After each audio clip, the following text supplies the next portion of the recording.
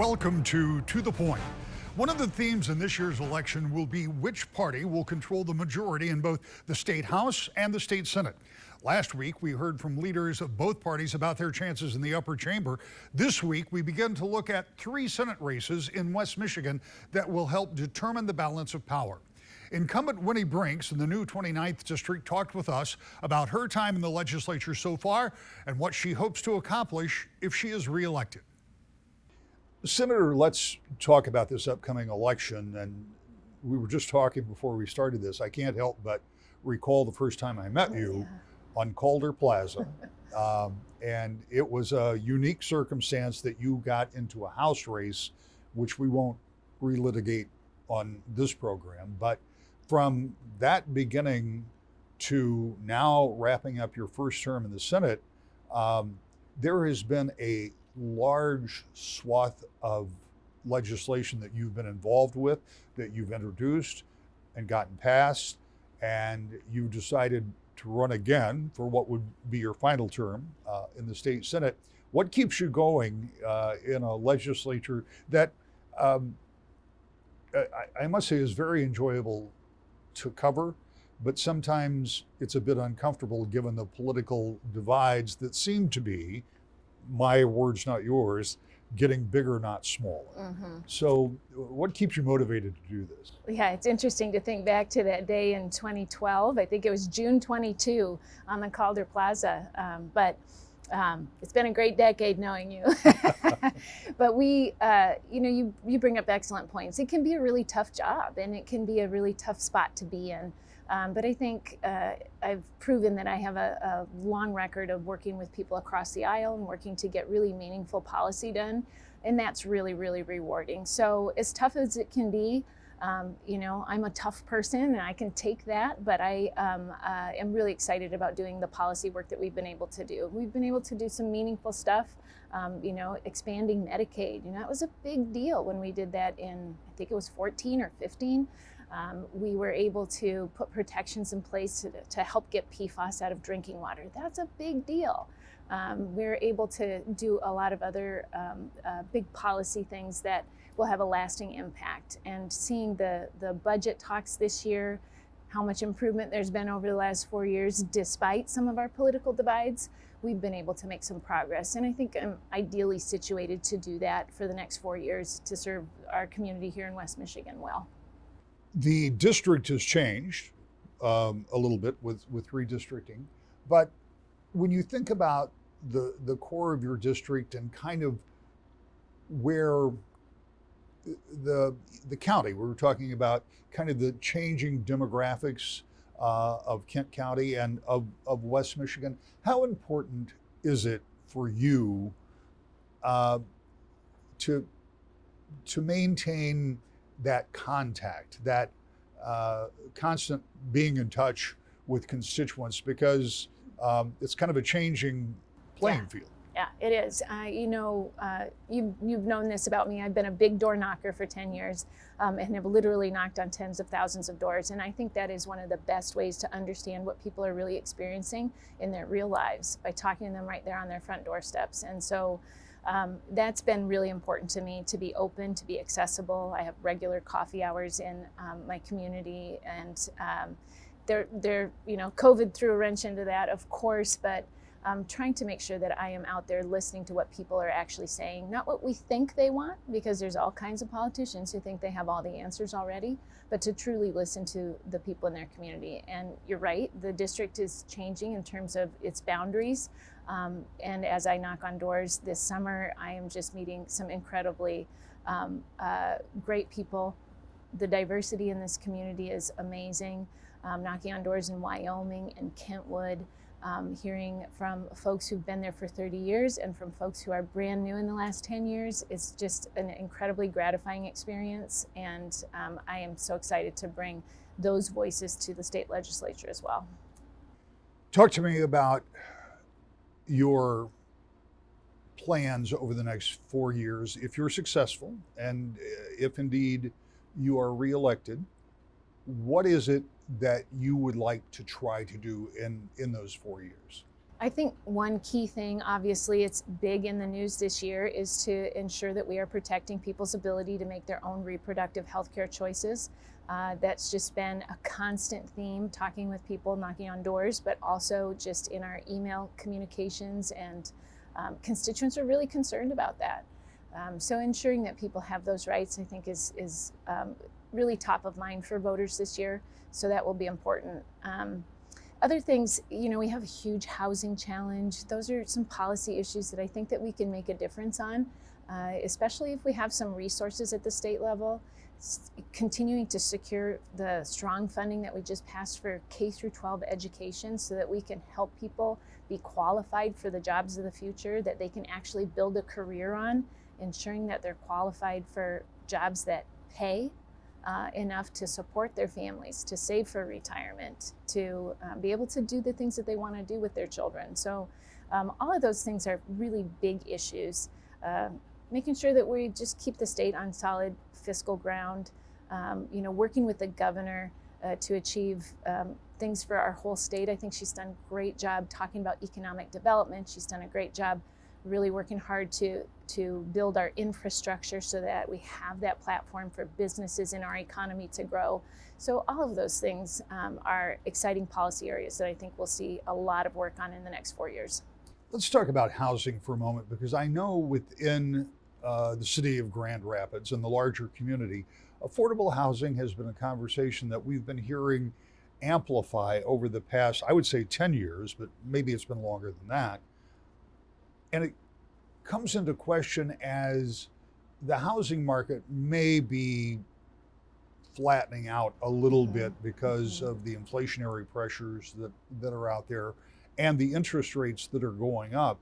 But because interest rates are going up, and because housing prices still are at a pretty high level, how do you make that happen? How do you make affordable housing happen when kind of the demand, particularly if you talk about that $200,000 range, if the demand is still really strong, even as interest rates go up, how do you make that bridge? Yeah, so we talk a lot in the past about affordable housing, but we really need to be also talking about attainable housing. So there's a lot of people who are really struggling to afford their housing at a price point that works for their family, and they're not necessarily low income according to the charts. So being able to give some tools to cities and municipalities to make some adjustments to how they tax certain properties, to provide some incentives to build units that are in a certain price range,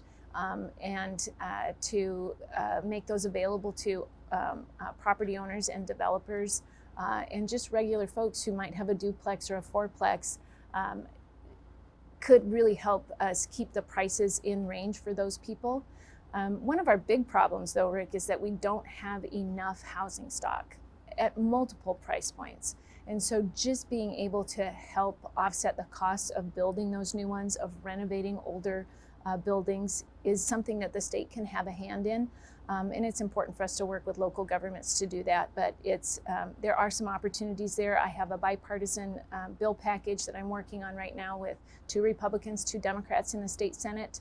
And it's moved through both chambers. It's not quite through the process yet, but we're optimistic that that will be one more tool that we can use to help just increase the stock of affordable and attainable housing here in West Michigan, but in the northern parts of the state and other parts of the state, it's a real pressure point as well. Yeah, you make a good point. It's not just here. I mean, housing is an issue nationwide, actually, to find affordable housing. I want to go back to something else you said. You talked about the resources of the state. And this has been a question I've asked everybody that's sat in that chair or any other chair where we've done an interview over the past several months, is so much money has come into the state for various reasons. Part of it is because there are higher prices on things, and tax revenues are higher because of that. But whatever the reason, the state has been flush with money. This past year was record-setting in terms of revenues. We also know there's a lot of federal dollars that have come in, and there is a bunch of money that has yet to be allocated, maybe $8 billion in that neighborhood, So that's set aside. That's all good news right now. You've watched the budget as it fluctuates. How sustainable is the kind of spending that we saw, for example, in this last budget, which was by far the largest ever school aid fund that we've ever seen, and the largest general fund budget, all of those things. How long can that keep going? So if you look carefully at the budget, you'll see a lot of things are one-time spending, they're transformational projects, and a lot of those are really big ticket items. And so we've really worked hard to make sure that we're not committing ourselves to ongoing spending that we can't afford or that we might not be able to afford. So we've been thoughtful about that, I think, as a legislature, and we've had a lot of good conversation on both sides of the aisle to make sure that we don't commit ourselves to things that we can't continue to do. So I think that's probably the biggest single factor in terms of looking at that dynamic there with varying revenues. We know that the state, as you mentioned, the revenues can go like that. So I think that one priority that it was good to finally see some bipartisan cooperation on was the school aid fund. That's the kind of thing that will require sustainable funding going forward. And so that's been it's been really good to see that as a priority of both parties and to see that commitment this year. And so as we look forward to coming years, I think that we'll see a continued commitment to that, but that will certainly be something that's really important for us to protect. And it's not just because our students need that, it's because we've had 20 years of near disinvestment in K through 12 schools. And we're seeing the results of that with our workforce. We've got a huge effort to get more people with some sort of post-secondary credential after they graduate from high school. That only works if we have a strong K through 12 foundation for them to build on. And that has huge impacts for us in terms of the ability of families to support themselves, their economic well-being now, for young people as soon as they graduate from high school and move on to college or whatever they do after high school. And it will have long-term impacts on our economy for the state. So all of that is the foundation for the future tax base that covers things like our infrastructure, that covers things like that solid education system. So it's the single best investment that we can make. One of the other interesting components of this year's election is that in the three pivotal races that we'll examine over the next few weeks, each features a term-limited House member taking on an incumbent senator. Such is the case in the 29th District. Meet current Representative and Senatorial candidate Tommy Brann next. To the Point. Welcome back to the Point. All 38 Senate seats in the state are up for a vote this year, and which party controls the majority will rest in the balance of this election. Democrats have 16 Senate seats, Republicans have 22. A switch of 3 members for Democrats means they have a tie. And if Governor Whitmer is reelected, her Lieutenant Governor, Garland Gilchrist, would hold the deciding vote as president of the Senate in any tiebreaker. So Senate races matter as much as ever this year. In the 29th District, State Representative Tommy Brann talks about why he's making a run for a seat in the Senate chamber. Representative, let's talk a little about this election cycle. Now, obviously, you're term limited in the House. You've decided to run for the Senate seat where you live. You'll be running against a sitting member, a Democrat. Right. So tell me about making that decision. After 6 years of knowing what it's like to be in the legislature, you're still up for more. How did you come to that decision? Well, that's a great question, because being a politician can be cruel. Actually, my own Republican Party jeered me, let's tell like this, booed me a couple times because some of my stances, which I'm proud of. And being a Republican, I know I took the side with the governor on COVID issues, health issues, only Republican to do that. She publicly thanked me for that. I'm also the only Republican to co-sponsor Elliott Larson bill for LBGT to have the same rights as equal pay and equal housing. I think our party's got to be more inclusive that way, and they're human beings and they should be treated as human beings. So I'm my own person. I've been called a rhino. I say I redefine a rhino. Republican independent nobody owns, and that's Tommy Brann. I'm asking the Democrats and independents to look at me as a person. We all say we're gonna vote for the person. I've done it, my wife's done it, I'm asking Democrats and independents, look at my record, look at me as a person, not the party. And I think I have a great chance of winning this. You bring up an interesting point because in politics, we very often think about Democrats versus Republicans. But right now in the Republican Party, there are any number of different factions that are kind of at odds with each other. How tough does that make it? Now, you didn't have a primary, Right. but how tough does that make it when you go out? Because of course, first you have to secure the base. I mean, obviously you want to look for those independents and others, but how tough is it to talk to all of the factions in the Republican Party? Well, I mean, with the Republican Party, we've done some great things. I'm on appropriation. As a small businessman, I've been in the restaurant business 51 years. My wife and I give half our legislation salary back for people in need, over $100,000. We helped one girl during COVID under a bridge that was pregnant and got her a place to stay and a place to and get some food for her. So as a Republican going door to door, I'm just proud of our appropriation chair, Thomas Albert. I'm on appropriations as a small business man. I wanted to be on appropriation because I meet a payroll every week, and I paid off my debt for my restaurant. At 19 years old, I had $5,000 a month of payments I had to make. So I've been really good at appropriations, and I'm proud that we, as a Republic, we're paying down $2.6 billion worth of debt, pensions, and that's sometimes why you really can't trust politicians. And I'm talking really about past politicians. We have over $20 billion debt in teachers' pensions. I mean, we've got a balanced budget, but what kind of balanced budget is that when you have that irresponsibility? And so we're taking, under Chairman Albert, taking that responsibility and paying down that debt. And so I explained that to them. I explained some of the inflation, which is 9.9%. I believe, and I hate to be political, but this is politics, but the Democrats and the not being independent energy, I think it all trickles down to that gas. Gas prices, my servers, my cooks, they're suffering. And I, as a small businessman, know how to help them solve this. One of the ways I would help solve it was the earned income tax credit. I believe that really helps my cooks, my people that really need the help. And I really would like to go up to 20% earned income tax credit. And that sometimes makes me different from my Republican Party, but I'm my own person. And that's why I want Democrats and independents to look at me, Tommy Brand, as my own person. And when I hit your door, just have an open mind for me.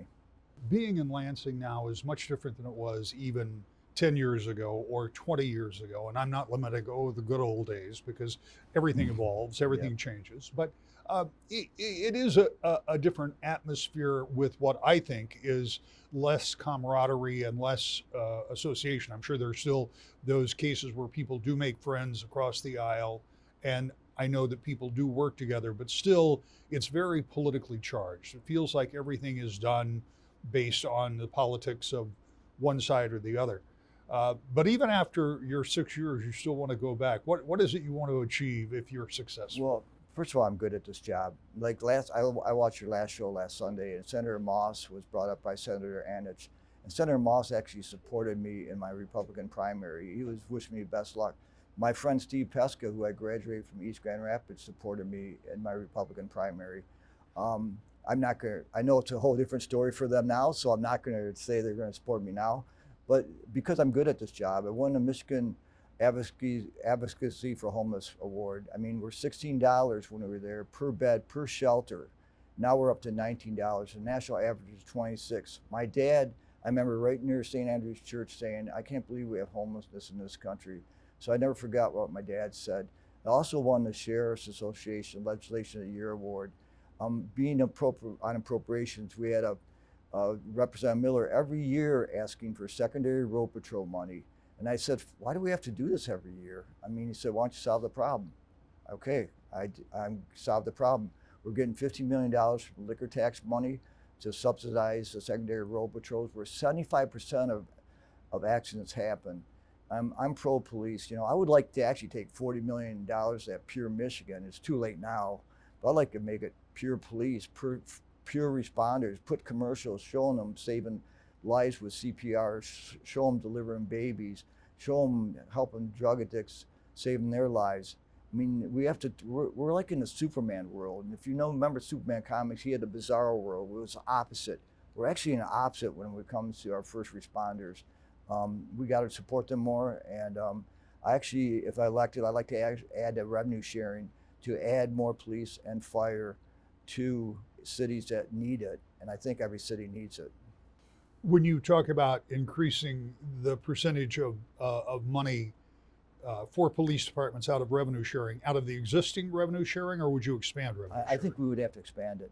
And it would be, I mean, it's something I haven't really studied entirely, so I'm not going to try to buffalo you on this, but I think we would have to expand it, and it would be for only the cities that really need it. I think most of them do need more city.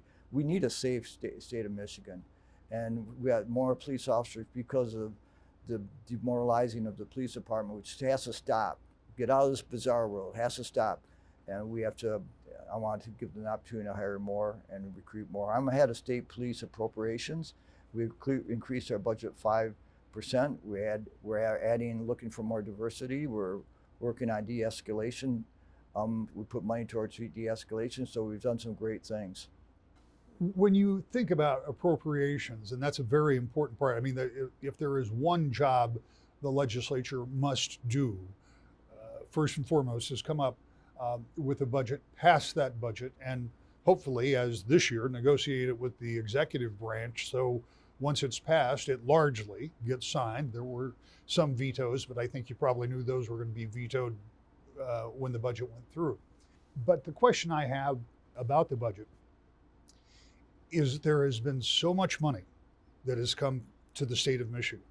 Higher tax revenues, part of that based on inflation, I assume, because you pay more for something, you pay more taxes for something. But there has been a lot of state money and a lot of federal money, and we've seen some really big budgets, particularly when it comes to education. Many people might say that's money well spent. My question isn't whether it's well spent or not. It's, can we continue to spend that kind of money? Will these kind of revenues continue to exist? So is this sustainable? Inflation, and I look at it, not just my restaurant. My baked potatoes are going up $40 a case. They were $21 a case last week. But I don't want this to be about Tommy Brand. I want it to be about the people down the street from me and how the 9.8% inflation is hurting them. And so I do believe we have to, that's back to my earned income tax credit, which would help them. But I do believe we have to be careful. We have $8 billion extra. I think $3.3 billion is still for school reserves. So, I mean, we do have to be careful and not spend that money because you're right. As a small businessman, I have a rainy day fund just in case something happens. Our rainy day fund is like 5%. I was part of being a part of appropriations. I was part of that way to change that rainy day fund to make sure it was secure, that rainy day fund couldn't be spent on Mercedes-Benz for every state rep, which nobody brought up. But I helped change that to make it more secure. But I actually like to see that rainy day fund be a little bit bigger, because I think that's something we might have to use in the future, sadly. And I want to make sure that's secure. All the Senate districts, like House and U.S. congressional districts, have been redrawn and will feature new constituents to some degree. If you didn't vote in the primary and have any questions about what district you are currently in for any of those offices, just go to woodtv.com and click on the Elections tab. Back with a final thought next, To the Point. The general election is upon us, and absentee voting will start at the end of September. Join us every week to keep up on the latest election news. To the Point.